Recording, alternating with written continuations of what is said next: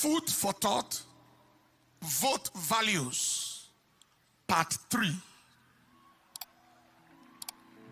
Now someone may ask, why food for thought?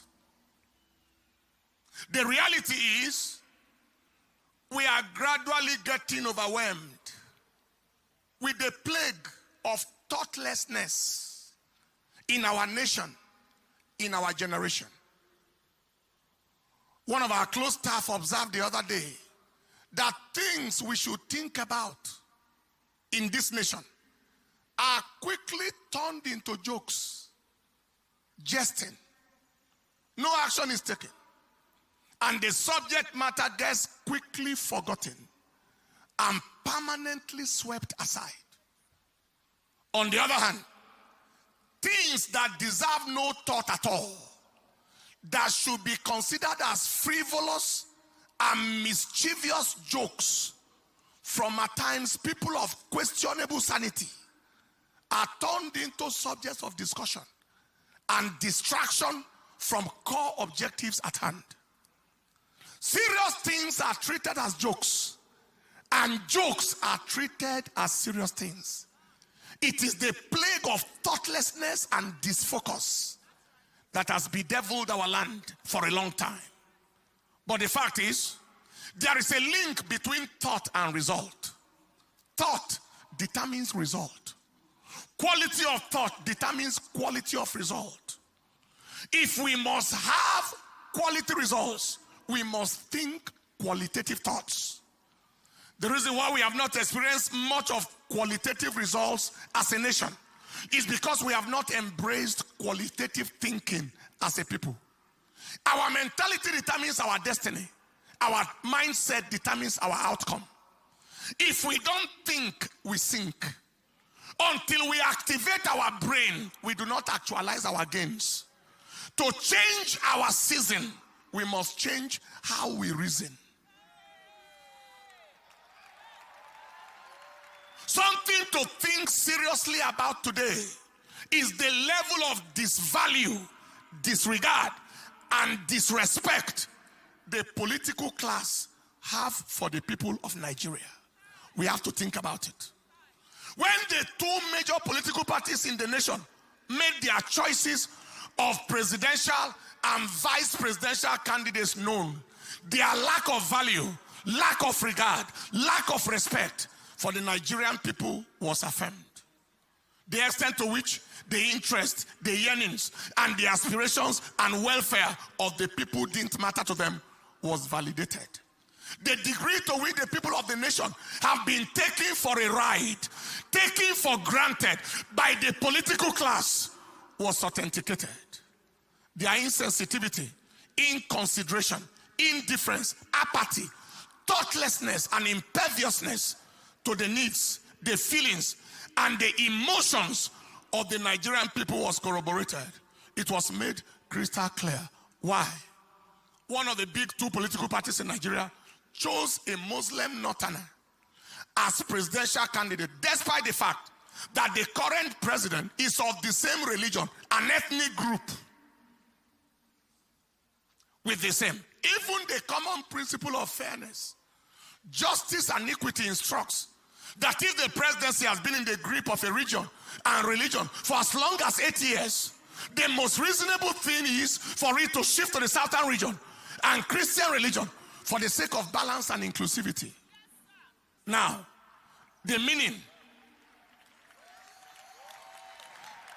of coming under another presidency from the same region, the same religion, the same ethnicity as the current one is, after 8 years of rampaging and ravaging banditry, kidnapping, and herdsmen devastation of indigenous communities under the watch of the current leader, then we step into another 4 or 8 years of continuing destruction and devastation from wherever it stops in the current administration, God forbid.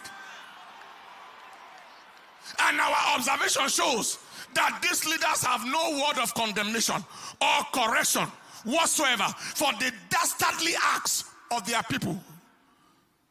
Another 4 years or 8 years under a leader of the same kind as the current one will only embolden the killers to further their nefarious activities, saturating the land with blood.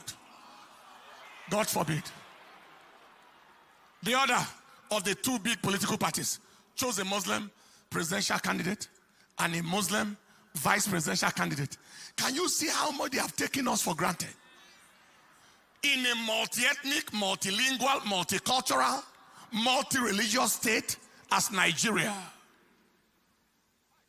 The fact is there are 36 states in Nigeria with 36 governors, 36 deputy governors. Out of 36 governors, 19 are Christians. That is 53%, more than half. Out of 36 deputy governors, 21 are Christians. That is 58%. Beyond that, of the 6 geopolitical regions in Nigeria, there is an extremely massive Christian population in the South-South, Southeast, Southwest, North Central. That is already 4/6.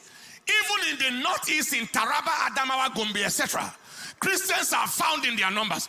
Even in the Northwest, in Southern Kaduna, in Kebbi, etc. These facts do not in any way speak of Christianity as a minority religion in this nation. Not at all. In fact, Christianity is far, very far from being a minority religion in Nigeria. People will actually be shocked when a true and realistic census is done in this nation. Yet, Christianity is despised to the point where not one person could be found to be the running mate to a Muslim presidential candidate, despite such a very massive Christian population in Nigeria. Yet, Christianity has been the victim of relentless attacks on churches and communities. We have witnessed, especially in this administration, highly lopsided, nepotistic, ethnocentric, religiocentric appointments in all realms. The armed forces, the judiciary, the executive, the legislature, the civil service, all lopsided appointments despite overwhelming Christian population in Nigeria. And now they want to place Muslim president and vice president on top of all of that, despite the fact that a Muslim president has literally ruled and ruined the country for almost 8 years now. And people are expected to watch on in cowardice and timidity. That will not happen. The conclusion is the two big political parties, as well as the leaders of our land, have shown us no value, no respect, no regard for the people of the nation. They are solely driven by personal interests and at times religious and ethnic interests. We are therefore left with no option than to totally reject the action of the two political parties for insulting our collective sensibility, undermining our human dignity, and desecrating our worth and value as a people. Only one credible, reasonable, sensible choice is left. Only one. Only one credible, reasonable, sensible choice is left. And you know, do you know? You know. Vote value, vote principles, vote character, vote capacity, vote fairness, vote justice, vote equity. Stand up on your feet.